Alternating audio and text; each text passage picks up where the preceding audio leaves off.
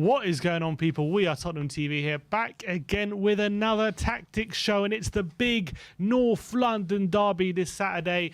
First against third. It doesn't get much bigger than this. Spurs still unbeaten in the league with 5 wins and two draws. Arsenal sit 1 point ahead of us after 6 wins and 1 defeat. Making his grand return to the tactics show, we have Coach Stell with us from Tottenham away. Stell, glad to have you back. How are you doing? Yeah, I'm good. Spurs are doing well. Are we doing very well, or are we? Has it been kind of papering over the cracks, do you think? What's your opinion on how we're doing at the moment? Are the results papering over how we're actually playing, or do you think we've deserved the results we're getting? I think we've been lucky in some games, but I think that Man City and Arsenal have also been lucky in some games.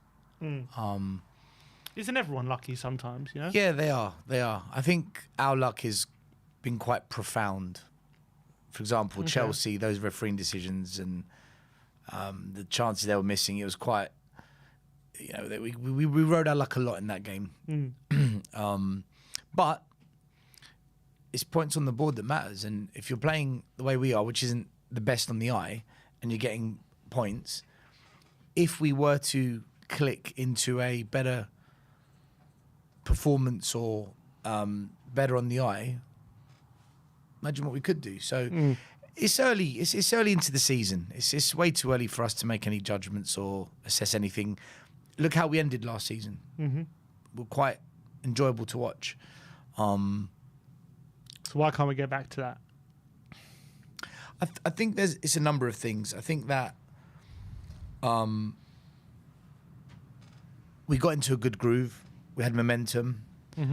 I also think we played a couple of teams that weren't too hard. I mean, Norwich away last game of the season. It's a guaranteed win. Burnley at home, although we made hard work of it, they got relegated too. Arsenal came to us. They had no striker. They went down to 10 men. You know, things kind of fell for us as well. I also think that the squad isn't quite good enough yet. I don't think it's quite ready. And also, you've got new players that have come in that need to be bedded in, and that takes time. And a couple of players haven't been in their best form at the start of the season. So it's not one factor. It's multiple layers of reasons. But regardless, we're second in the table, 1 point off Arsenal. Not too bad, is it? What can you complain about? Would you have taken that before the start of the season? I would have definitely taken that before the, well, maybe not behind the Arsenal bit, but I definitely would have taken being joined second at this stage of the season. Yeah. Look, before we've got a number of pictures to break down, and we're going to go through, as the title suggests, how can Tottenham go to the Emirates and win on Saturday? And we're going to break it down. We're going to show you examples of how Spurs can exploit Arsenal and what we have to look out for. But before we do that, I'm assuming before going into this, you've been looking at Arsenal, right? Like studying them, looking how we can exploit them. Before we you reveal that, tell me what you think of Arsenal so far this season and how much of a challenge it's going to be. They're a really good side. We can hate them as much as we want, but they're a really good football team. They dominate possession, they dominate the ball, they create chances. They haven't been as clinical, though, as what the chances they create suggest. So that's actually a bit of a weakness of theirs. They don't score enough goals based on how much of the ball they have. I think they remind me a bit of Pochettino's Spurs, young, hungry, dynamic, free-flowing. They've got that vibe about them. The fans are on board again, which is not great. We don't want the fans to be happy. Definitely not. Much better when they're fractured, isn't it? Fractured, falling apart, arguing with each other. Look, again, it's still early doors. Let's see what happens when we go to 2-3 games a week. Have they got the squad for it? How will they handle injuries? When the pressure really comes, it really kicks in, the business end of the season. Has Arteta got what it takes? So many unknowns with Arsenal, but as it stands now, they're probably the top or second best team to watch at the moment. And there's a reason why they're top of the league. Have they been truly tested yet? Probably not. But like us Spurs fans who say, yeah, but last season we lost to Southampton at home, we beat them. We lost to Wolverhampton at home, we beat them. Well, Arsenal went away to Palace, who they lost to and beat them. Arsenal went away to Brentford, who they lost to last year, and they beat them. So you could say the same thing for both clubs. 100%. All right. So no, I completely agree with that, and I think and also you can probably throw whatever accusations people throw at Arsenal for not being tested, which I think there is some validity to. You could probably throw at Spurs, because I know we've played Chelsea away, but like if you look at our fixtures so far, we've played like the bottom four, who are currently in the bottom four right now. So we've played probably the worst performing team so far this season, and then you have to beat them, but that's just reality of our situation so far. So you could theoretically throw that at us as well, but. Look, we've got some screenshots and we've got some things to show you and break down. So I guess you ready to go? Should we start? Yeah. What I want to explain though first, Tim, before we start showing screenshots, is what I've done is I've looked at Arsenal, how they play, and I've looked at how they break teams down and what they try to do.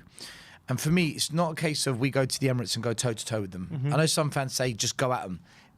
We will get torn apart if we do that. We're not a team that has got it in us to play that football. We haven't been playing that football all season. So to suddenly say, right, just go for it, we're going to ask for trouble. We've got to stick to the formula that's worked for us, but we need to adapt to stop what Arsenal are good at. We need to stop them first and work to our strengths. You've got two very different managers here. One's possession-based, dominate the ball, move the ball quickly, work through the lines. The other one's a bit more pragmatic, a bit more less risk-averse, but efficient in his methodology and how he wants us to win games, which isn't quite enjoyable on the eye for some Spurs fans. So for me, it's not a case of, go with the 3-5-2. 3-5-2 is the way to do it. Put Basuma in, which is what most fans have been saying. It's not about formation. It's about how you play the formation. We used to talk about this when we used to do the previous tactics show. It's the shape of the team in possession, out of possession, in transition. That's the key. How we move as a team, not so much the formation. So I want to make that clear before we get into this, so everyone understands where we're going to go with this. All right, just before we get into the analysis, Dan THFC has sent in a chat and he says, sack Conte and bring in Stell, come on you Spurs, and get Kane off free kicks. Yes, get Kane off free kicks, and I'd love to take the paycheck. Conte. I'm sure you would. So Tottenham, if you're watching, I hope you're impressed. This is his what's it called, his offer. Job interview. Exactly, this is his interview for the job. So let's get going. All right, so what do you want to show us first? Yep, so first of all, I'm just going to show a series of games Arsenal have played this year, and I want to show you screenshots and explain why I've chosen these screenshots. So this is the first screenshot. This is... Oops. That's all right. So this is Arsenal on the attack against Brentford, I believe. Now, if you show the next screen, I've highlighted the same screenshot.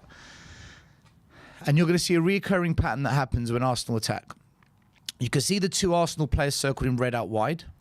They like to overload the wide area high up the pitch. So almost with two wingers. One's the forward of the front three. The other one is the wing back bombing up high. By doing this, they draw in players over to them. So you can see there's three Brentford players that have come across. Now those three players opens up that green space where I've put attack this space. By playing those two players high and wide, Arsenal suck in the centre-backs, the wing-back, and one of the holding mids across, and they create the space. And can you see now they've created an overload in that space. So I've circled two Arsenal players outside the box who are about to run into that space. This is what Arsenal do. They create that space. They have two, sometimes three midfielders running into that space, and the two wide players are the ones that create that space.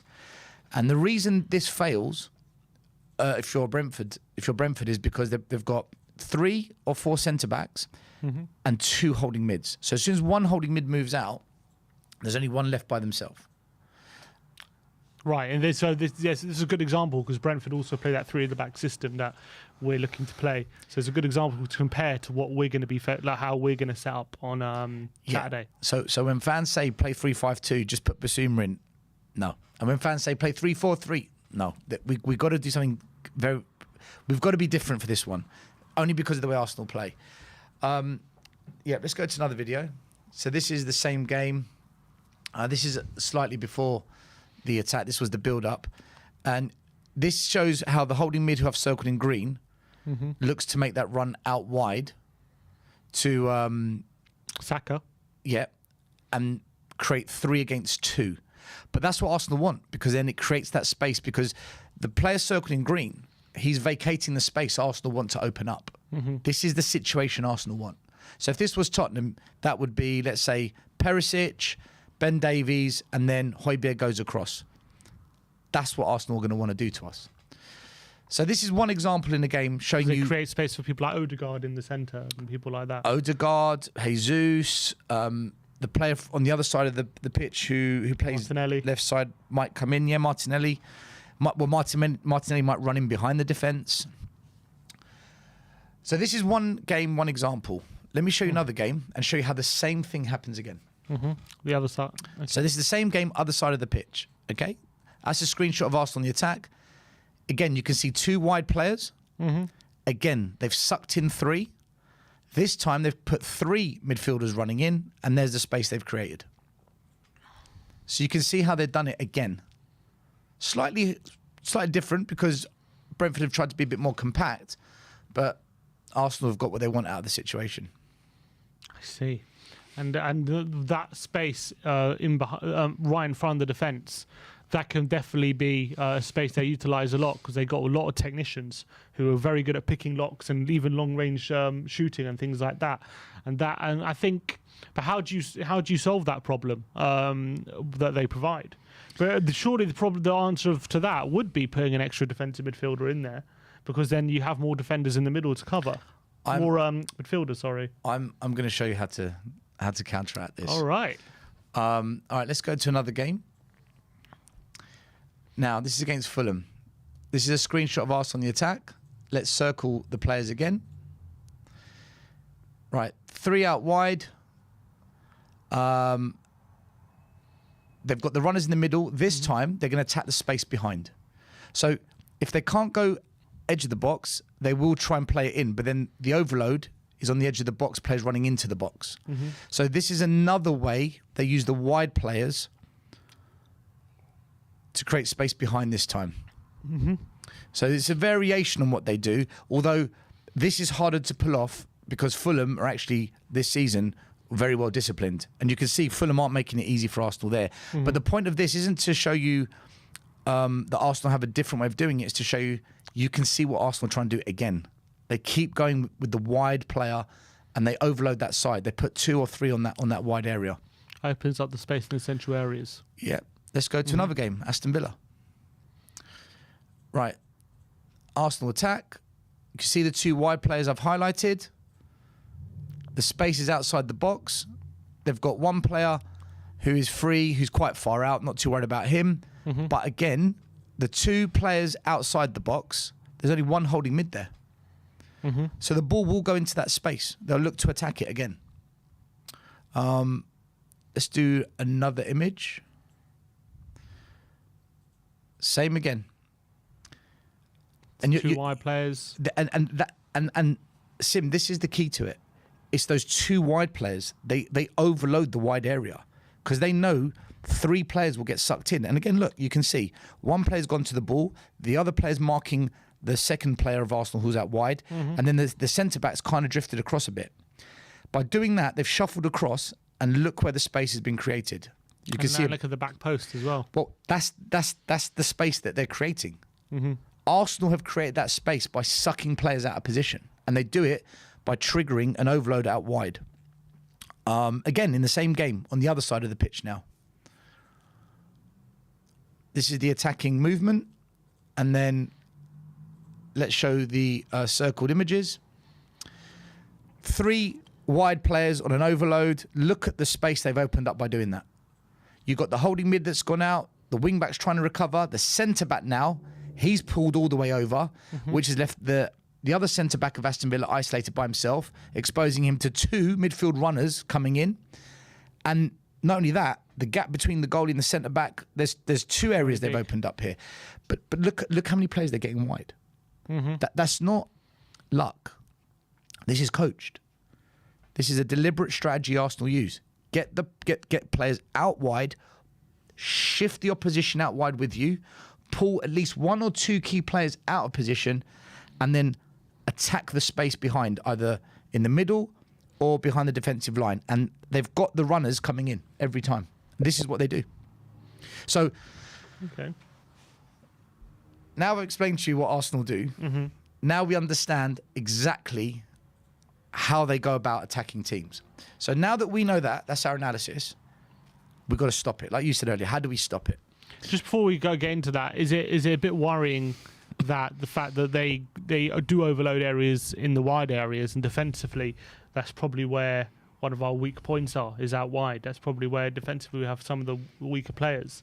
And Conte, is it important for Conte not to maybe because he might be worried about that, he might want the extra help out wide for those players. Playing 3 at the back, whether it's 3-4-3 or what a lot of fans are going to be calling for 3-5-2, play Basuma. That's the common conversation at the moment. It will not work, in my opinion, against Arsenal, based on how Arsenal play. I'm not against 3-4-3 or 3-5-2. I'm just talking specifically about this one game, having looked at what the opposition do. And that was an example from 4 or 5 different games. It's the same pattern. So I would not play 3 at the back in this game, no. You'd go to a back 4? Back 5. Oh, I see. Back 5. Wasn't that the same as 3 at the back, in a way? No. When you say back 5, you mean like put Sessegnon in? Cess and Emerson, and they don't go over the halfway line. If one of the wing-backs does go, the other one has to hold and we go to a back 4. We can never be in a situation where there's only 3 players at the back. Unless there's 10 minutes to go, we're 1 or 2-0 down and we just got to throw caution to the wind, then that's different. You're chasing the game. You're not managing the game, you're chasing it. But isn't that what we generally, well, a lot of the times, especially in the big games, that is how we usually set up, isn't it? But, okay, so remember I said it's not the formation, it's how you play the formation. I would play the 5-3-2 differently to how we've seen it before. And I'll show you now. Okay. I'll show everyone now. So this screen here is how Arsenal and Spurs would typically set up. So Arsenal 4-2-3-1. Spurs in there 3-4-3. And we've explained how this will cause a problem if they get wide with the overloads. Right. So the next option, because I want to show all the options before I explain why my one is the one I believe is the most effective against Arsenal. We'll get the next screen up. Nope. One before that? There's one that is Spurs in it. Right. So now we've moved into a 3-5-2, which is what a lot of Spurs fans say. That's fine because we match Arsenal in the middle, 3-on-3. But in the wide areas, if the 2 wing-backs of Arsenal push up high, that's either going to pull our number 2 out wide or our number 4 out wide. And then that space behind, in front of our centre-backs will open up. We don't want that. We do not want this scenario. So with the arrow, bring the arrows on. Yeah. So what you can see is, if the ball gets played to either side of the pitch, Arsenal play the ball out from the back. You can see they've got 2-on-1, and then what happens is one of the holding mids will shift out there, and they'll get the 3. Now you've got a 3-on-2, 3-on-3, and where the 2 holding mids of Tottenham will get sucked out, it will open up the space behind. We don't want that. We don't want to be put in those situations where they can create that space. Yeah, one of the 3 might drop back and help the centre-back. That's possible. But then if you win the ball, how are we going to get forward? So we leave the 2 players high. Yeah, but how are you going to get the ball to them? Long. Get Kane to stick. Get it to stick. You want to play long balls against Gabriel and Saliba? Is that tactic good enough, really? Could Kane get any joy out of that? Maybe. Maybe Son over the top? Well, who's going to play that long-range 70-yard killer ball over the top? Struggling. It's a problem. Right. So playing in a 3-5-2 might, maybe, possibly defensively work, but transitioning into an attack, it won't. This isn't Leicester City, right? Leicester City were a shambles in the back. We went to a 3-5-2 and we tore Leicester City apart. Their defence is shocking. You know, we got into them. The gaps in the space Son was finding, and Kane and who else come on who was running at them? There's one more player. Højbjerg. Højbjerg was running for the ball. We're not going to get that space against Arsenal playing a 3-5-2. Okay. So if we go to the next one. So this is still in the 3-5-2. So what? No, there's one more. Sorry, the screen after this. Yeah. What Arsenal also do is this. Sometimes, so you've got the 2 against the 1 out wide. Jesus will run up the touchline and play as a wide striker when they're playing out from the back. And what that does is it then allows the 2 attacking mids to make runs down the middle.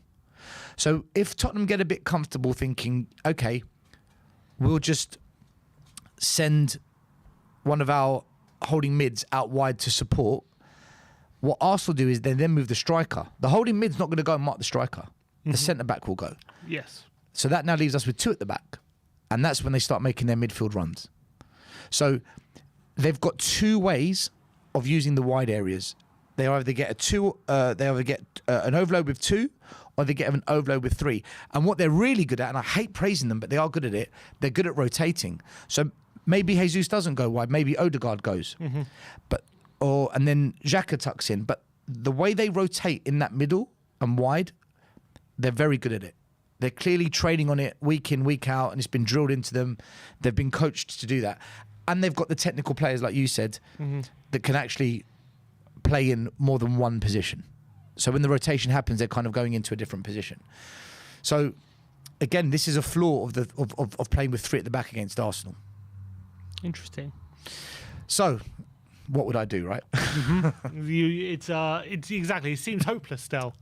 Give us some hope. Oh no, we can smash them. We can smash them. So this is what I would do.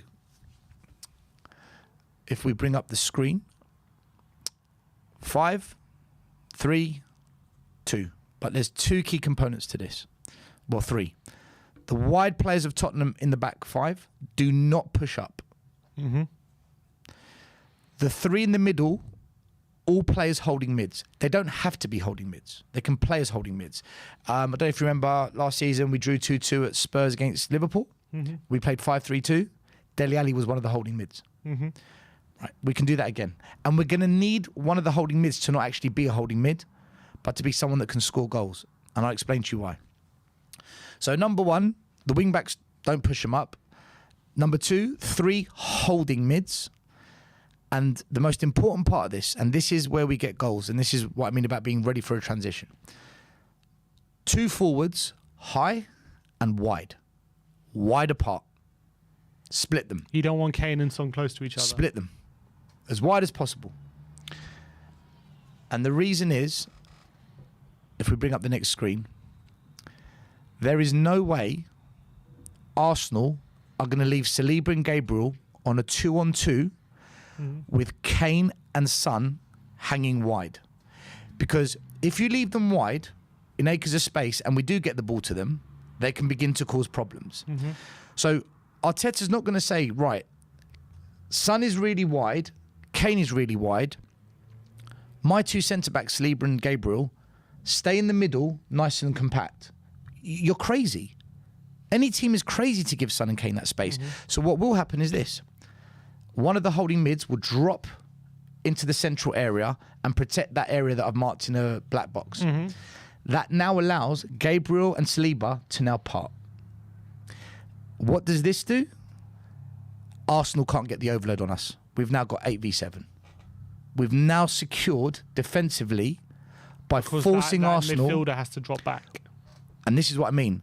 Arsenal could try and pull us out of position, or let's force them out of position. And this is how you do it.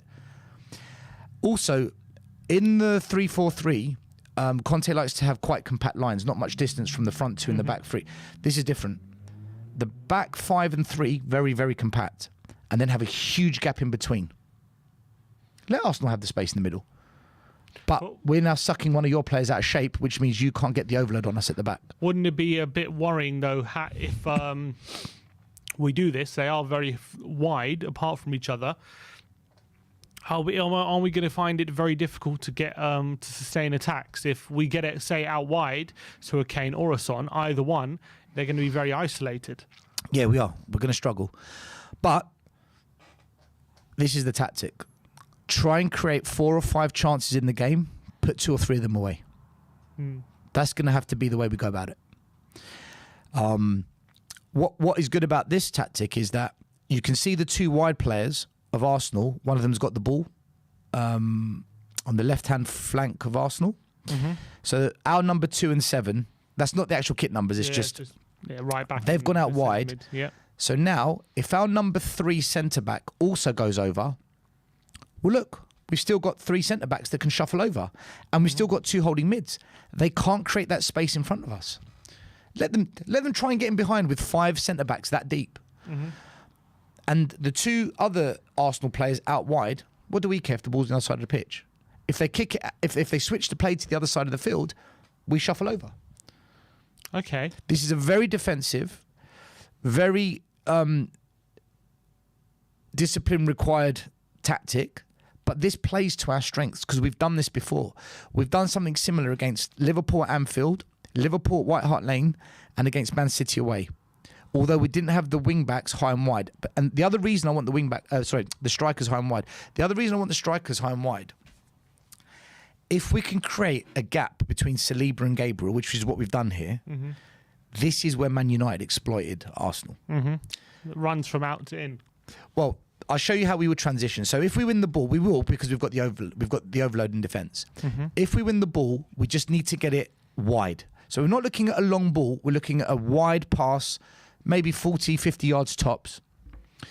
So you can see number 11, let's call that Kane. He's got the ball out wide. What then happens bring is... on the next slide, Vinny. Oh, sorry. Bring on the next slide. So if we do get the ball out wide, 2 things happen. Number 1, all 3 holding mids push forward. So the black arrows are where the holding mids were and the runs they've made. They're now being chased down by 2 other Arsenal players. The green lines are the runs where we're going to make. So we're going to play a ball in between Gabriel and Saliba, behind Saliba, and then 1 back post. This is how we split Arsenal. But we're not going to get a lot of these chances, so we've got to get it right. Like any tactic, like any formation, like any concept, execution is everything. If you don't execute it, if you don't take your chances, you've missed your opportunity. But one thing I will know about this, I can't guarantee that this will get us lots and lots of goals or that we will create 4 or 5 brilliant chances. We'll definitely create 1 or 2. We did against Liverpool in this formation, though. We should have won that game. We did. But what I do know is we will not allow Arsenal to do what I showed at the start of the show. And that is get players high and wide and create space in the middle. That will not happen under this system. This will suffocate Arsenal. It will frustrate Arsenal. They'll begin to get itchy feet. The fans will there'll be murmurs. Oh, come on.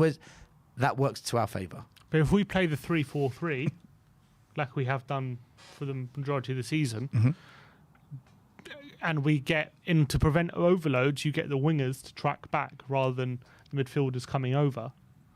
Is that a way we could also get success against this Arsenal team? Or would you suggest you need that extra central midfielder in the middle? You need 3 in the middle because Arsenal will look to create the space in the middle. And rather than having a centre-back go over, let the holding mid go and keep the centre-backs in the centre-back area. Let the centre-backs defend because we don't have 3 holding mids. I mean, I guess we kind of do, but Skip... We have 4 holding mids, you could argue. Basuma for me is not a holding mid, he's a centre mid. Højbjerg's a holding mid. Bentancur is a technical holding mid. Skip could play there, but you're not playing Skip in this game. He hasn't played football in God knows how long.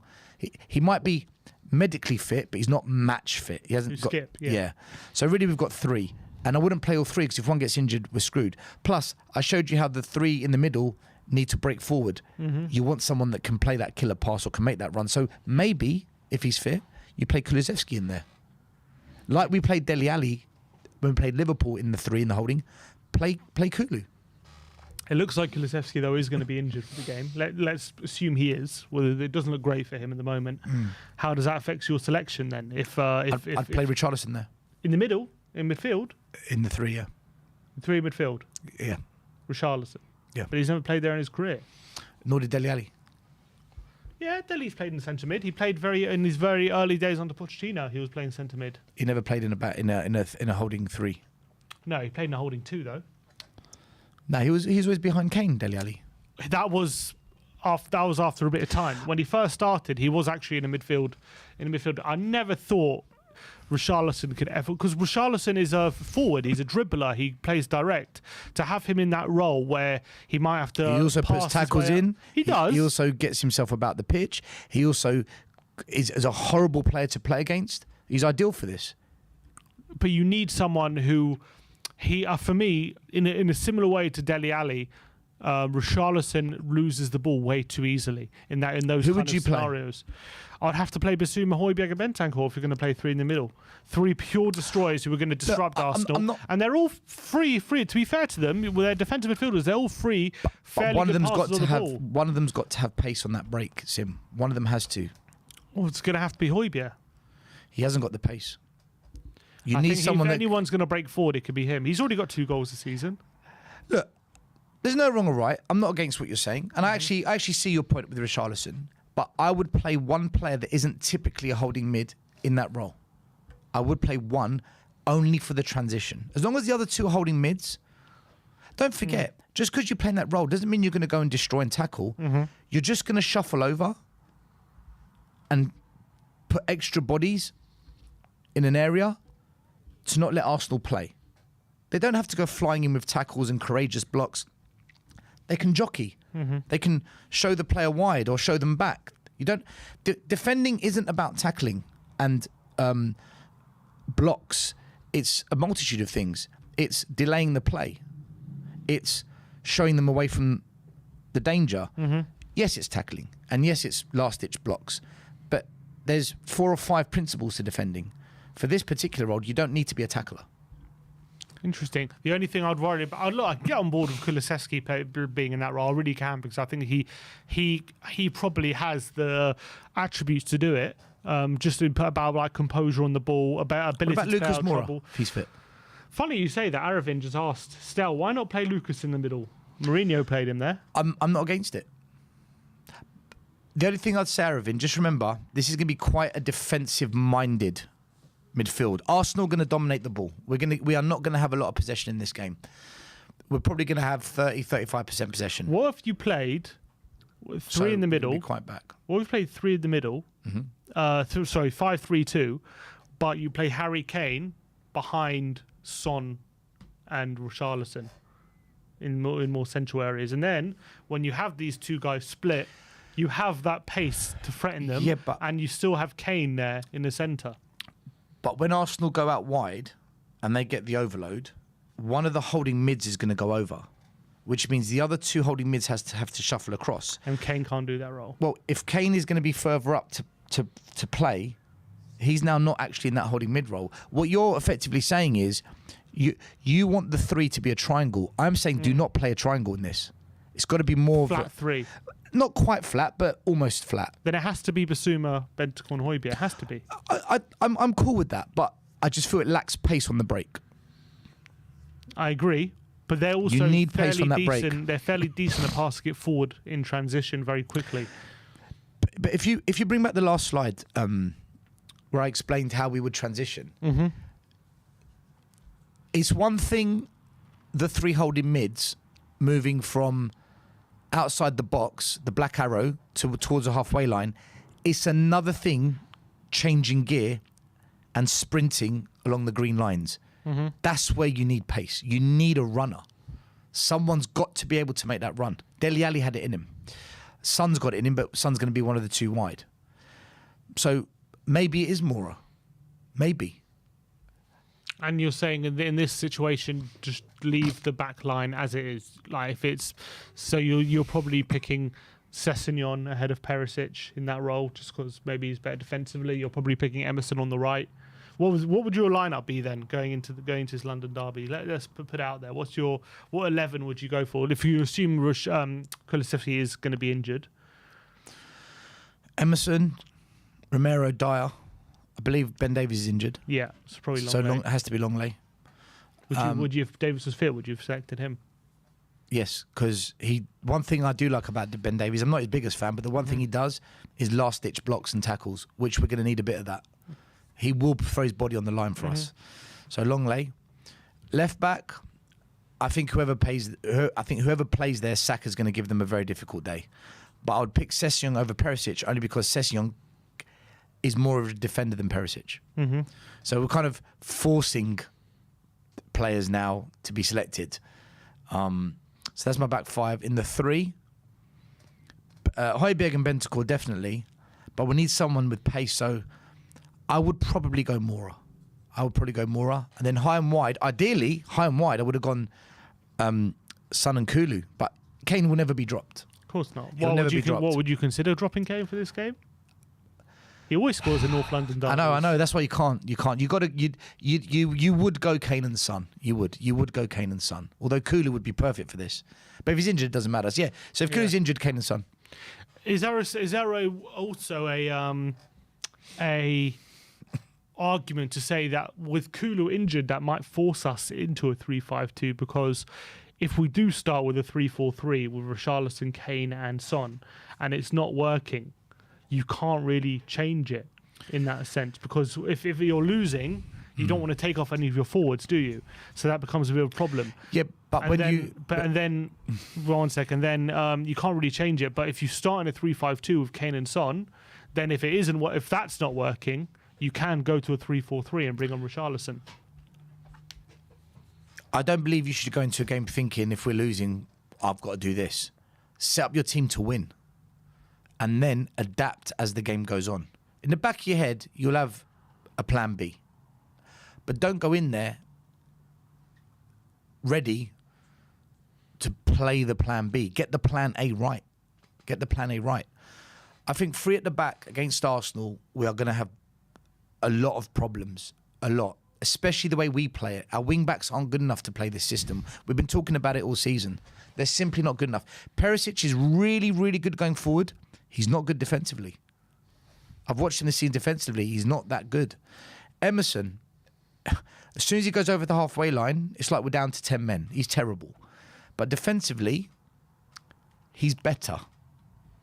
Sessegnon, very inconsistent, probably not good enough for Tottenham, but he will do as he's told at least. So he will show discipline at least. Whether he's good enough or not, we haven't got another option anyway. So I don't think we can play a 3-4-3 or a 3-5-2. You go to a 3-5-2 if we are losing. People say 3-5-2. I think if we're losing, you go to 3-5-2. And when people say 3-5-2, I think they do pretty much mean a 5-3-2. Well, then say 5-3-2. But it's the same. It's semantics for a lot of people, because you're playing wing backs. No, it's not. A 5-3-2, the wing backs don't push up. You don't play wing backs. You play the left and a right back. A 3-5-2, you're playing with wing backs.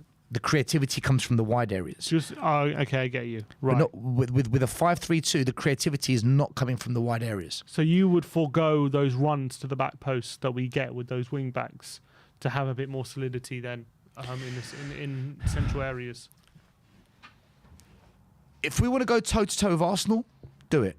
But the one thing I know, having watched Arsenal this season, is we cannot play them at their own game. They're a good side, Sim. They're a good side. As much as I hate to say it, they're a good side. They're not as good as everyone's making them out to be just yet, because it's too early. But they're a good team. It's two very different managers. You've got Arteta, who is B-Tech Man City style. And you've got Conte, who is modern-day Mourinho. Stick to what you're good at. Stick to what you're good at and show fans why you earn the money you do. If we go there and try and suddenly play with attacking wing-backs and go at Arsenal, and we're going to get caught out. We really will. The only way it would work is if Arsenal got major injuries. But is there an argument to say, if we can play the pragmatic style that we do under Conte, in terms of even now, even with the attacking wing backs, whenever the opposition have the ball, they all do drop back, and they all, like the wing backs are pretty much fullbacks in defending, and they're wingers when we attack. With Arsenal playing as they are, in throwing caution to the wind, they don't care right now who they're playing. They're confident. They're going to go at us. We know that. They're going to, you can call it just the way they play. You can call it naive. We know that Arteta and Arsenal are going to come to win this game. They're going to flood players forward. They're going to try and take. They're going to go for it. Yeah, they're going to go for it. Yeah. So is there an argument to say, with all that space they're going to leave in behind, that could be perfect for us? In a way, because that's how we like to play. We like to play with space, and we like to sucker teams in and then hit them when they least expect it. and that's what we and maybe if we had Richarlison and Son with Kane there, that could be some, and we have the wing backs defending. Yeah, that could be a place where we can hurt them. You need to win the ball first. Yeah. Right. How are we going to win the ball if they're creating the overloads on us? What you said is spot on, but how are we going to win the ball back off them? But how did we win it back off Man City and when we beat them? We played 5 at the back. The wing backs didn't push up. The wing backs hardly pushed up. Sessegnon did quite a bit. Once or twice. That was it. Okay. But I did say if one of the wing backs goes, the other one cannot. You go into a back 4 then. Mm-hmm. So if you're going to transition into a 4-4-2, but not your traditional 4-4-2, then fine. But what we cannot have is a situation where we have 3 at the back in any moment of the game. That is asking for big, big problems. Okay. Whether it's 3-5-2, 3-4-3, 3-2-3-1-2, whatever you want to call it. That's. I've seen what Arsenal do, and every team they play, they do the same thing, and every team gets sucked into it. Every team has been sucked into it. Did you see how defensive Man United were against Arsenal? Yes. They literally had everyone behind them, and it was. How did they? It only took 3 players to score. Mm-hmm. Bruno to Eriksen, Eriksen to Rashford, goal. But Bruno was deep. It's only Eriksen that was slightly high up. It was Eriksen to Bruno. Sorry, yeah. Eriksen was quite deep though. Mm-hmm. Eriksen was almost like a holding mid. Mm-hmm. And this is. But we don't really have anyone of in the Eriksen mould, do we? Unfortunately. Well, again, this is why we need someone in that middle that has got that ability. The difficulty with any formation is you've got to explain how it works. I've explained to you how my formation works. Mm-hmm. The tactic is how the formation is deployed. In possession, out of possession for the transition. That's the tactic. So you can't just say, play 3-5-2. Okay, what does it look like when we win the ball high up? When we win the ball in our area? When we're attacking? How does that look? And that's what isn't covered enough. So how about this? We have a 3-4-3. When we do have the overloads on the right-hand side, you have Richarlison tracking back the fullback. You have... Sorry, Sim, beg your pardon. Start again. What formation is this? 3-4-3 or 5-2-3, whatever it is. Or 3-4-3. So you're saying we should do 3-4-3? I'm depositing a scenario. All right, yeah. 3-4-3 with Richarlison tracking back to avoid overloads, with Richarlison or Son tracking back the fullbacks when they go forward. You got the wing backs looking at the wide forward, and then you've still got the 3 centre backs and 2 centre mids in there. If you're going to get Richarlison and Son, Richarlison definitely would. Son is another question. If you're going to get Richarlison and Son to track back, they're going to be knackered by 60 minutes. You're going to run them into the ground. They're not going to have the energy to do this. Son will probably have more energy than Richarlison to do it, actually. I actually think it would be the opposite. I think Richarlison would have more energy. Will Stewart was showing me some heat maps last night of Son's movement. I was shocked. He gets around the pitch a lot. I wouldn't do that. And you know what? The last time Son kind of had defensive duties, do you remember what happened when he played left back against Chelsea and gave away that penalty in the semi-final? Yeah, that was left back. I'm talking about him playing... I don't want him... Son tracks back anyway. Son does his defensive work. But if he's got to run all the way back, like Perisic does, and then not only does that play to his disadvantages, to Son's disadvantages, if we were to win the ball, now Son's all the way at the back, and we need our goal scorers high up. So I get the thinking, but again, the transition, we don't have the players there for the transition. Look, it's a good point. If we had 3 or 4 different quality players in this team, you could begin to say, actually, yeah, we can play 3-5-2 because we can keep the ball. Arsenal aren't going to get it off us. My thinking on this game is partly what Arsenal do, partly what we've proven to be good at in the past, but most importantly, the players we've got. What are they genuinely capable of? And the one thing they've proven time and time again, if we play a bit boring, a bit low block, a bit a structured discipline, 2 banks of players, most of the time we come out on top. It's whether we create enough opportunities and put them away. That's going to be the decider for Tottenham. That's going to be the key for Tottenham. Because against Liverpool, like you said, we blew our chances. Yeah, and we had a lot of chances, but against Man City when we beat them took 'em. last season, but we had the three up front. We had Kulu, we had Son, and we had Kane, didn't we? And they weren't knackered by the 60th minute. You know, Kulu got an assist in the last minute. Man City don't create 3-man overloads out wide though. Do they not? No. Man City don't create 3-man overloads. De Bruyne actually makes a lot of things tick through the middle. If it goes wide, quite often they invert in, and they actually either put balls into the back post. This season, they're actually whipping a lot of balls into the box, so Haaland's just going to get on the end of it. So they're slightly different animals. You're saying we can't use that as a template, maybe, to try and win this game? I wouldn't play Son and Kane high and wide against City. We don't need to. We could play with 3 up top. We could do that against City. We can play slight. It's a variation on the same idea. It's a variation on the same idea. We executed this, what I'm saying now, best at Anfield away last season.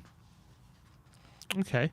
With what Conte has been saying in his press conference, he said that he was asked about the midfield three with Bissouma, Bentancur and Højbjerg, and he said that it could be a very good option for us, and that the three in the middle, obviously against Leicester, did very well in the latter part of the game, and Bissouma has played with the three in the middle before at Brighton, and he has actually a good understanding with Højbjerg and Bentancur in the three in the middle. Based on that answer, obviously he doesn't want to give too much away. Do you think that's what he's thinking about with the three? Do you reckon he's thinking about three in the middle, especially now Kulusevski's injured, or do you reckon? You know, he's been pretty stubborn with that 3-4-3 throughout the whole season. Will he stick to it? And we know Conte suffers from stubbornness. That's one of his biggest weaknesses. Is he going to be stubborn again and stick with 3-4-3 and go with Richarlison, Kane and Son? Or do you think that answer might suggest he could be altering his thinking a bit for this game? So, when we lost to Sporting Lisbon, there was a lot of there's an outcry from the fan base. Conte's stubborn. Conte doesn't make substitutions. Conte, you wanted a squad in depth. You've got it. Use it, man. And a lot of fans reacted in quite a negative way to Conte. And I was one of very few fans that said, don't blame the manager. We've spent 20 years of blaming managers. This is manager number 14. I am not going to blame manager number 14 for this result. Look at the tools he's got. They're not always good enough. If he doesn't want to make a sub, there's a reason. If he plays with 3-4-3, there's a reason. What I know about this manager is when shit really goes bad, he changes it. And he proved it when he was manager of Chelsea. They lost 3-0 to Arsenal, and that's when he went to a back three. Yeah. If he feels that the loss to Sporting Lisbon proves that he needs to change it, and he showed signs of it against Leicester, he will do it in the long term. We don't know if Bissouma tactically gets it, because he did mention he's not tactically ready. We don't know how fit all the players are. Once he's got all his players up to where he wants them to be, psychologically, socially, physically, tactically astute to what he wants, he will play the system that works best for that moment. And right now, he's been going with this, and with all due respect, we're 1 point off the top. Say what you want, it's working. Even if we don't like the football, which I don't. I hate watching us play. I think it's terrible, but it's working in terms of points. So to answer your question, Tim, if he believes that is the change required, he'll do it. And I don't believe he's stubborn like a lot of fans think. I think he will stick to what he knows based on what he sees his players and how they're progressing in their education of being a Conte player. So going forward, I wouldn't be surprised if we go to a 3-5-2. I wouldn't. But there will be certain games where he's not going to play 3-4-3 or 3-5-2 because it will be suicide. And I think this is one of those games it will be suicide. To play 3-4-3. To play 3 at the back. 3 at the back. Yeah. Even if he goes, Sim, with a 5-4-1, I don't think that's the best way to go about it, but I can understand that. He's shoring it up at the back because he knows, because he will give Arsenal respect, right? He will not underestimate Arsenal.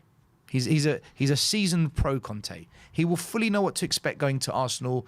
He took his Chelsea team there and got whooped 3-0, right? He knows where he's going. But he'll also know how much he wants to win this game as well. And he will have up here what it takes to win this game for Tottenham. Whether we win or not, I mean... Yeah, that's... You would you personally, right now, Stel, before the game, would you take a draw? Absolutely, yeah. Yeah. Yeah, but I only say that because of our history at the Emirates. Only because of our history. And you know what? There's something very poetic about going to a team, being god-awful to watch, letting the other team have 80% of the ball, and then walking away with a point. It's almost like you played your best and you couldn't beat us. And we didn't really get out of second gear, and we took a point. We'll see you at White Hart Lane. And we know what happens there. When you're looking at Arsenal over the long haul, Yeah. Compared to Spurs, who do you reckon over the season ends up being higher? Who would you put your money on if you're a neutral? Right. So I had an argument with Sava and had an argument with Henry Wright TV, and because they didn't like my answer. Oh, I don't know. I feel like I'm not going to like your answer either now. And my answer is, I cannot answer this question until I see what the clubs do in the January transfer window. It's impossible. Because the January transfer window last year, Man United didn't buy anyone, Arsenal didn't buy anyone, we bought Kulan Bentancur, the season swung. Yeah. It literally flipped on a coin. And also you got to factor in the World Cup is going to happen, and Right. a lot of things going to change. Injuries, tiredness, fatigue. Haaland and Salah aren't going to the World Cup. Arsenal, it looks like they've got a deal with Brazil where they don't, their players don't get to play for Brazil, but ours do. Yeah. So, I think to predict anything now, we are showing a lack of maturity as YouTube pundits by not learning that it's a marathon, not a sprint. We've done this. All fans, we know this, right? We can't judge anything now. It's impossible. Of all pundits who have had egg on their face for predictions, I think Stel probably knows. Walked into it, yeah. Can I say one thing though? Yeah, right? go on. I said a million times, we're never going to finish top four. Yeah. We're never going to do it. The best one was, if we get top four, shoot me. That was the best thing I've ever seen in my life. Anyway, go on. I was, banter aside, jokes aside, we did it by 1 or 2 points by this. We did it by the skin of our teeth. And we did it because they lost Newcastle. They bottled it, right? Yeah. So, in the grand... We did win 8 of our last 11 games. We did what we had to do. It's up to them to do their bit. They didn't, right? But in the grand scheme of things, it was super, super tight. If we finished 5, 6, 7, 8 points ahead of them, then you know what? I would have personally felt, wow, egg on my face. But it was such fine margins that I don't think it was a convincing, haha, you're wrong, Stelios, right? Or, yeah, I got that one badly wrong. I got it wrong, but it was by fine margins. And if you look at this season, you can see the progression with Arsenal. You can also see the progression with us in terms of points, but you can see it a bit more with Arsenal because of their style of play, which is why everyone's getting super excited if you're an Arsenal fan and a pundit. Way too early. Way too early. But, I still think exactly what I thought about Arsenal. I think they're a better footballing team than us. I said that last season, and I stick with it. I haven't changed my views on that. To watch Arsenal, they're a better team than us. No question of a doubt for me. The way they pass the ball, move the ball, the way they rotate in the midfield. I think Saliba's been a fantastic acquisition for them. For me, he's the key, actually. I know they rave about Jesus, but Saliba I agree over with you. Ben White all day. Look, I wanted Saliba at Tottenham. I was gutted we never got him, but okay. That said, there are still massive question marks over Arteta. What you had one big game of the season, and when it came to the moment of, right, let's play chess, let's shuffle the pieces, you got schooled by Ten Hag. Absolutely schooled, man. So there are still question marks over the manager, whereas our manager's proven. And against all the odds, he picked up a completely deteriorating Tottenham and got them into the Champions League, right? We can't forget that. whether you like the style or not. I don't like the style, but I love But points on the board, and I love trophy sim, and I will take that. I will take that. But that's a personal preference. Were people saying they don't like the style when we were beating Everton 5-0 and Leeds 4-0? And I know it's this season, but is there any reason why we can't start playing like we did last season? Like, is that not Conte's style last season? You know what I mean? Is that not a pure Conte team? You know, I know it's been 7 games and the football's been stodgy and we haven't been our free-flowing best. But Conte showed last season that he can get teams to play out that, and he can get us to create loads of chances and score loads of goals. And you know, even in this season, where we're playing at our worst, and not our worst, but we're playing not as well as we did last season. We're still kind of feeling our way into the season, and it's been quite stodgy. We've had more shots on target than anyone else in the league. So is there not a as much as people say they don't like the style, are they judging the style fairly? Yeah, we are. We've been terrible to watch, Sim. As a footballing spectacle, we have been, at times, god-awful to watch. At times. There's been moments where you think, yeah, this is good. For example, the last 20 minutes against Leicester. That was a lot of fun. Yeah. Really enjoyed it. But I've got to say, for quite significant patches of that game, I'm like, how are Leicester scoring 2 past us? Mm-hmm. Is this a joke? This is terrible to watch. So fans are, in my opinion, justified to say that the style is, at times, just, I can't watch it. You know, I just can't watch this. But I think that's down to a few things. I think, one, I don't think we're ticking yet. It's at the beginning of the season. We haven't clicked yet. We haven't cemented which players are the definitive players for the positions.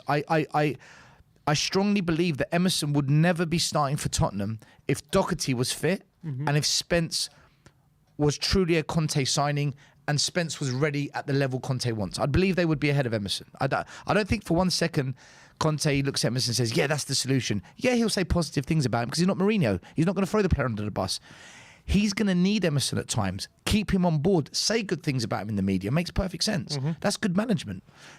It's lying, but it's good management. I think as well, our 3 best players at the club, Romero, Son and Kane, I don't think they've performed well this season yet. I know Kane's scored 6, Son got a hat-trick the other day, but they haven't played to their potential. Far from it. There's a lot more that Son, Kane and Romero have got in them. Mm-hmm. So they haven't quite clicked this season. I also feel that all the new signings, how they haven't slotted in and cemented a place in the first 11 says to you they're not ready, or there's something not quite there yet.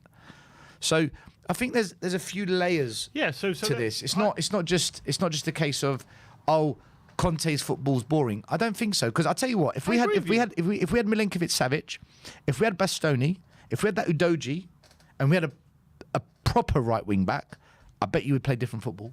Yeah, and that's my point. I think with all those things that have not maybe been against Conte, instead of people blaming him for maybe the style of football, is it not more right to say he's done very well to get the amount of points that we have got, considering that these things haven't clicked yet? And when we do start clicking, we will maybe see the football that we're hoping to see like we did last season. The problem you've got is when you're charging fans 60 quid for a match day ticket, £95 for a Champions League ticket, they have got a divine right to demand entertaining football when you're going to charge those prices. And I think there's a fine line between it, and I get why fans feel that way. Like, if I went to the theatre and I paid £95 for a theatre ticket and it was just boring, I think, what the hell have I paid my money for? There's no winning and losing in theatre. In football, there is winning and losing. There's being entertained. So you're not entertained by Tottenham winning? Is that not entertaining? I'm entertained for the 5 minutes we scored the winning goal, but the other 85 minutes I'm on WhatsApp. So if we won a trophy with boring football, would you not take that? I'd enjoy that day, absolutely. But the 9 months prior to that, no. Well, so would you say it's not worth it then? No, it is worth it because I want the trophy. Like I've said this season on multiple streams. Bruce Lee famously said, "You've got to enjoy the destination. Sorry, you've got to enjoy the journey as much as the destination." Mm-hmm. I've partly accepted that maybe this season it might be a case of I'm going to like the destination, but I'm not going to enjoy the journey. But maybe we will once we start clicking.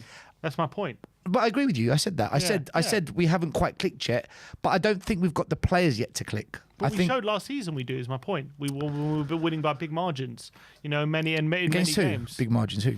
I'm saying we beat Leeds 4-0. We beat Everton 5-0. Leeds almost got relegated. Beat Everton 5-0. Everton almost got relegated. We beat Newcastle 5-1. We beat Norwich 5-0. Newcastle was a good result, yes. 5-1. We beat Everton. We beat Norwich 5-0 on the last day. They got relegated. We beat Arsenal 3-0. Yeah, again, Arsenal last season. We beat Aston Villa 4-0 away. They finished, I think, below mid. They were below mid-table.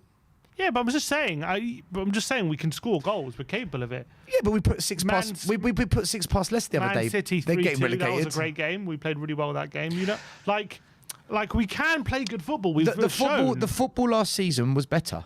Yeah, the football last season was better. Yeah, so we're capable of it. Is my point. I think no, because I think teams have invested and improved. I think we have. Not to the. I don't think we've improved to the levels fans make out we have. I don't. I think Perisic is a good signing going forward, but I think defensively he's suspect. Yeah. Basuma, that's something behind the scenes that Conte and whatever it may be is working on with the play. You'd like to hope. Spence, I don't believe it's a Conte signing, and I stick by that. It's open to debate. Fraser Forrester, whatever. Yeah. Longley. Is that really the centre back that we want going forward? Is that the future to build, or is it just like a come in for a bit until we get maybe the player we want? Is he an upgrade on Davis? Maybe is a more important question, and he might be. On the ball, yes. Defensively, no. I think Ben Davies defending is better. I think on the ball, Longley's better. Longley's technically better. And Richarlison we signed. And Richarlison is that player that we needed because we haven't had a second striker at the club the whole time Kane's been here, but. I'm on the fence with Richarlison. I've got to be honest with you. Really? I haven't been sucked in by the whole. No, not at all. Not at all. I think Richarlison. You don't think he's been good since he's come in? I think he's been effective. I think he's influenced games and moments, but I don't think yet. To me, I look at him and say, "Yeah, this is a really, really good player." But I'm not going to judge Richarlison now. I'll judge Richarlison at the end of the season. Because I think he deserves a season like every player does. So I don't think necessarily we've bought players that have taken us up to that level. If you look at Arsenal, who are playing on Saturday, all their signings start. Saliba, Zinchenko, Jesus, immediate impact. And Saliba wasn't a signing, he was on loan. He was a signing. Yeah, he's come back. But they've all had an immediate impact, and you can see the level at Arsenal has gone up. For me, it has. But have Spurs done that same thing? No. Well, it's a lot harder. It's a lot harder to improve on Kane than it is to improve on Lacazette, isn't it? Yeah, but they have improved. Yeah. But have we improved our right wing back situation? Not at the moment. Have we improved the attacking mid area? No, we don't really play with attacking mids. Yeah. Could you honestly put your hand on your heart and say, at the back, we're better this year? That remains to be seen, but we've conceded 7 goals in 8 games. It's not like 7 goals in 7 games. Look, there are some games we look more open, but there are some games we look fairly tight. I mean, we haven't had many real big games to judge. We had the Chelsea game where we did look very open, but there have been other games where we have looked okay. At the moment, look, it doesn't. Yeah, I guess it doesn't look like a massive improvement. I look at Man United. Perisic is a massive improvement for me on Reguilon. Going forward all day long. All day long. I wouldn't. Wing backs don't have to be the best defensively, do they? Because they got cover. They don't have to be, but they've got to be able to defend. If you look at Man United, they signed Martinez, Ericsson, Anthony, and there's one other. Malacia. Right. They all start for Man United, so their level has gone up. And I think it will be seen over the season that the level has gone up. Whether they've got squad depth, this is a different conversation. But I think most clubs that have bought players, it's had an impact in the starting 11. Whereas Tottenham, it seems our impact is more squad depth. So I think it's a different impact. And that will only be shown by the end of the season, right? But we could be talking at the end of the season with Basuma, Perisic and Richarlison being regular starters. And then all of a sudden you do have a... Correct. But I'm only going to... I can only speak about what I see right now. We could go and sign 2 fantastic players in January and suddenly win a title race. Who knows, right? I really believe this is going to be a very weird season. It's going to be crazy. So I'm not judging anything at the moment. Although there's one or two things I have judged. Like Emerson for me is not good enough to be at Spurs. I don't think Sessegnon is good enough either. Having said that, the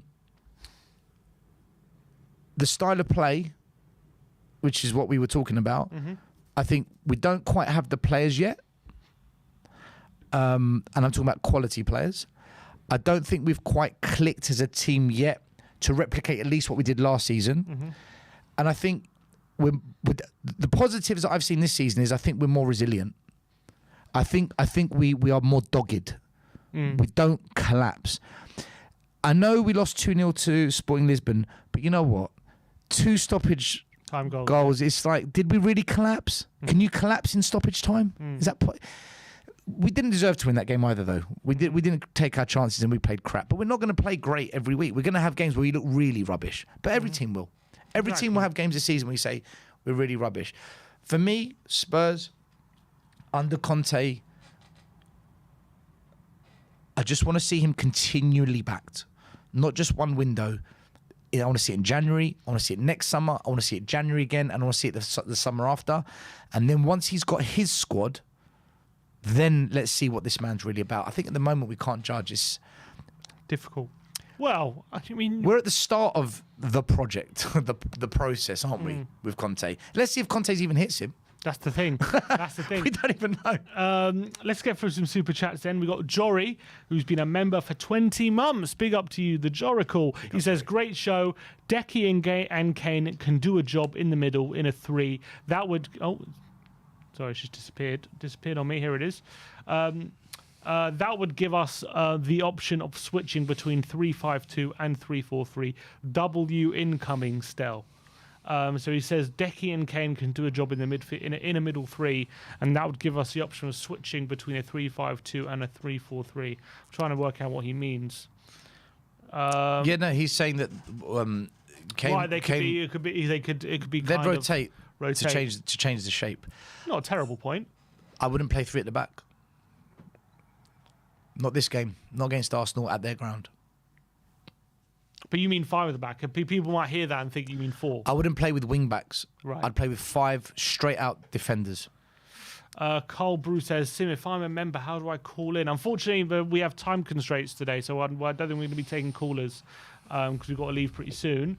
But we will when we do future tactics shows. We'll have callers. We just can't. Well, seeing as he's super chatted, just put a message in, and we'll just answer your question without another super chat because you paid for your super chat. 100%. Anyone send it, we'll answer any super chats right now. We have the Joracle with another super chat. He says, Arsenal are Man City light. We have slayed the real Man City with a worse squad consistently. It's only mentality stopping us at the Emirates. Come on, you Spurs. It's true. We do seem to have Man City's number, don't we, when it comes to that fixture? So why can't we implement that in this one? Jory makes a good point, okay, because in any form of coaching, any sport this is, by the way, there are principles that you coach and that you're taught. The technical side of it, the social dynamic, a togetherness, a bond, communication amongst everyone, the fitness, medical, physical attributes of being a sports athlete, and then you have the tactical. But the most important one, without any question of a doubt, it's been scientifically proven. It's been proven in results. It's what the Americans came up with in the 80s because they couldn't beat Russia in ice hockey in the Olympics. And they came up with a new section, which they pioneered, and they own it. They own that space now. And it's psychological. And it backs up what Jory said about mentality. Psychology is the most powerful tool if you understand it and you know how to communicate it and you know how to build a team with it in sport. If the mindset is conditioned and trained correctly, and by the way, this is also the hardest one. He's right. Yeah, and I think that's what Conte's trying to change, isn't it? Andy Seeley, big up to Andy. He's been a member for 14 months, and he says, Stel, as a coach, you know that competition for starting spots improves the team. Even if the starting 11 stays the same, there is way more competition. So is that not right? And that improving the squad will improve the first team? He's right and he's wrong. He's right more competition improves players. He's wrong in the sense that the competition has to be good. Yeah, and is it not good? No.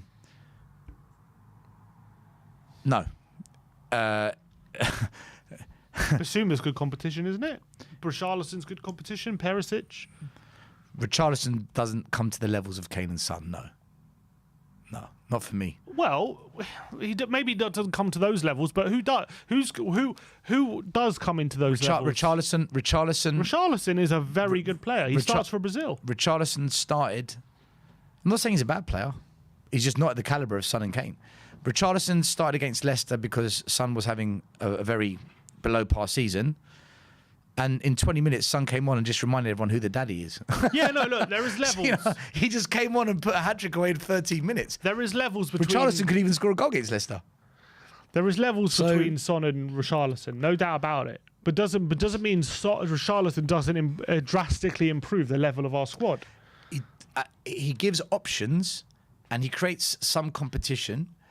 You're not worried if you have to play Richarlison, whereas if we had signed Lewandowski, or if we had signed who I'm trying to think, Mbappe, for example, just right. Okay, we're not.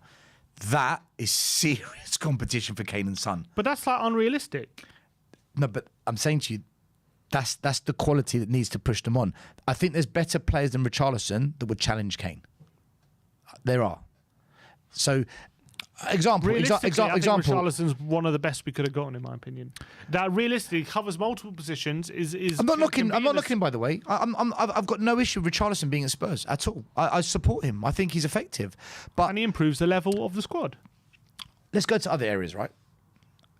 What real challenge is there for Dyer and Romero? Who really is going to oust them? Sanchez? No one. Correct. No one is. Right. So, where's the competition? The wing backs. It's a mess. In my opinion, our wing back situation is a mess. How we haven't really addressed it. In a couple of years, we might. Maybe Spence is ready. Udogie comes back, and suddenly we've got two very exciting young players. Mm-hmm. And we'll look back at this time and say that was a cracking bit of business, like Arsenal done with Saliba. Mm-hmm. That was a brilliant bit of business we did 2 years ago. But at the moment, there's no competition in the back line. In the holding mid, yeah, okay, I can agree. Basuma definitely brings competition, no question of a doubt. In the wide areas, is there competition for Kulu? Apart from Richarlison. Richarlison covers all three, really, all three positions in a way. Maybe. I think for some positions there's competition, healthy competition, and for some there isn't. So I agree and I disagree with what was his name? Andy. I agree and I disagree with Andy. It does bring competition, but I don't think we've got the quality to truly bring the competition yet. But I don't expect that. I expect, like I said, 3 or 4 more transfer windows, and then I expect a really, really competitive group of players, a squad, a real squad that we can say, do you know something? This is the real deal. We've genuinely got a squad that excites us. At the moment, I'm like, we're going through the motions. We're just beginning the Conte era. Okay, fair enough. Andy has sent in another super chat.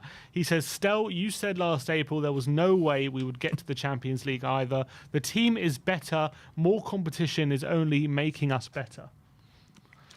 I think I've answered that. Do you think the squad is better than it was last? Is it better, though, just in general? Is it a better squad now than it was last season? Yeah, the squad is better, yeah. Yeah.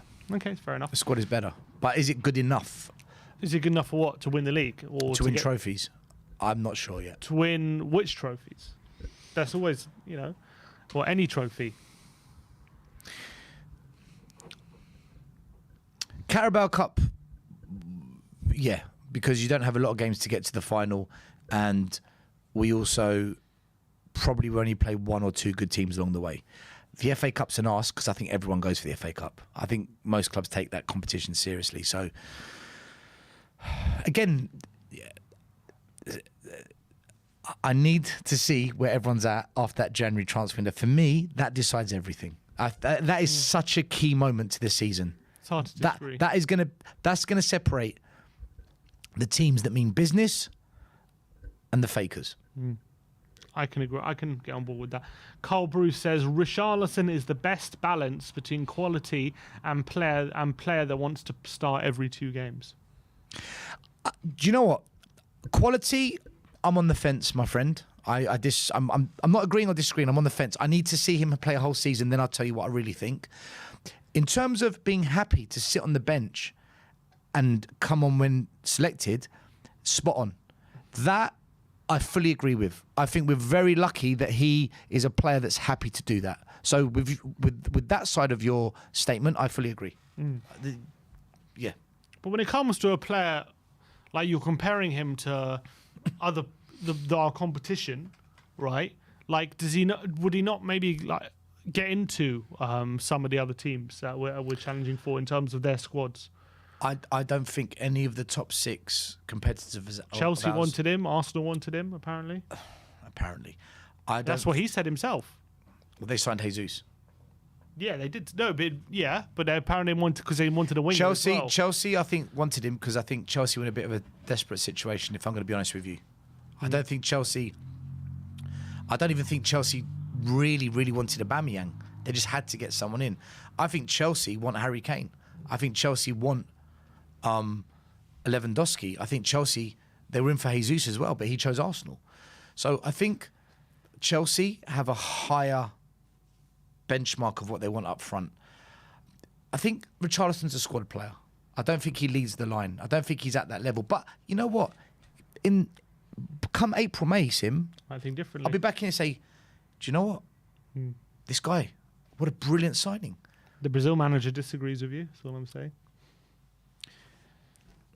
We'll see. Listen, it's opinions, right? My opinion is I'm on the fence with Richarlison. I want to make this clear. I'm not against Ricky. I cheer him on. I love it when he does the whole pigeon. Yeah. I think it's great.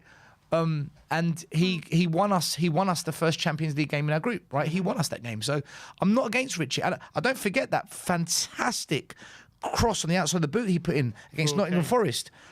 Brilliant, right? I'm not against him. I'm just not yet. What a player! I'm not there. I want to see how the season goes first. Fair enough. I'm pretty happy with how Richie has started so far, and I think he's made a really big impact. Actually, a bigger impact than a bigger impact than I expected at this point. Remember, it's only 7 games into the Premier League season. Yeah, so it does. Yeah. So I think, if considering he's early, where a lot of players take time to settle, I think he's actually settled fairly quickly, and I think he's done a really good job. So I'm so far. And yes, he has things to improve. Still hasn't got a Premier League goal, but I'm actually pretty happy with his impact so far.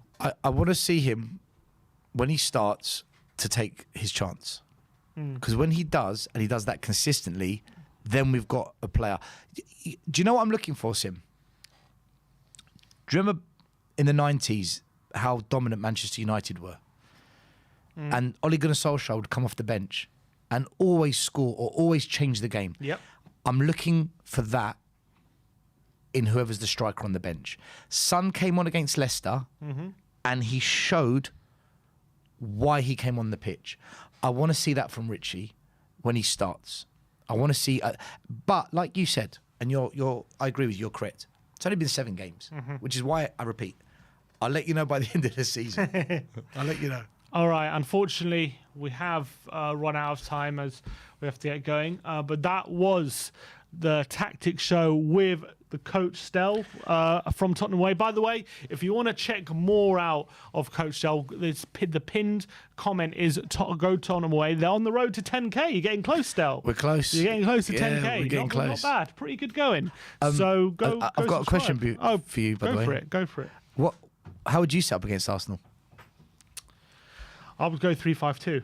Well, for whatever you want to call it, 5-3-2, 3-5-2. Well, would you have attacking wing backs or not? Or would you be more defensive like I suggested? There's no wrong or right answer. We're going to find out on Saturday. I think I would stick with Perisic. I would stick with Perisic just because if he does get in those forward positions, he knows what he's going to do with it. And even though defensively he's not as good as Sessegnon, I think we're more likely to get something positive out of him. And maybe he can be in the deep line. As long as he's got protection, he won't be too exposed. So I would go for Perisic. Yeah. I would probably, and I would go with the Basuma, Bentancur, Højbjerg in the middle. I would go for Emerson on the right, and I'd go for Kane and Son up top. And then if it's not working, you have Richarlison there, either to go in a 2 or in to go make a 3. I would start Perisic on for one reason and one reason only. Or maybe even on the right, play him on the right, start him on the right with Sessegnon on the left. I was about to say, there's rumours that Zinchenko and Tierney are both injured. That's a good point. Tavares has gone out on loan. That now means they're going to have to put a makeshift player at left back. If Arsenal are forced to do that, then I would start Perisic. That's a good point. I didn't think of that. But that's the only time I would do it for this particular game. Yeah, but so you're okay. 3-5-2. Perisic on the right could be an also very good option because that's whatever. He can play both positions. Something's broken. Yeah, we're ruining the studio now. But we do have to go, unfortunately. Go check out Tottenham away. In the pinned, it's in the title of this video, and it's in the pinned in the comment section. Stel, absolute pleasure joining you. Hopefully, we'll do this more often now that you're back. Looking forward. Yeah. I'm gonna pick the games which I find intriguing. That I think there's something there that needs to be discussed. Looking forward to it. For sure. As again, go check out Stel at Tottenham away on their road to 10K. And thank you everyone for joining us today, for all your super chats, all your comments, all your views, all the interaction. Really, really appreciate all the support and everything that goes with it. We have a massive North London derby this weekend. We got all the preview content coming out tomorrow. We've got a combined 11 coming out tonight as well with Bavs. If you want to go check out, we have content on AFTV as well. We made an appearance on there, so go check that out as well. But thank you everyone for joining us on today's stream. Like, subscribe and comment, and as always, come on you Spurs.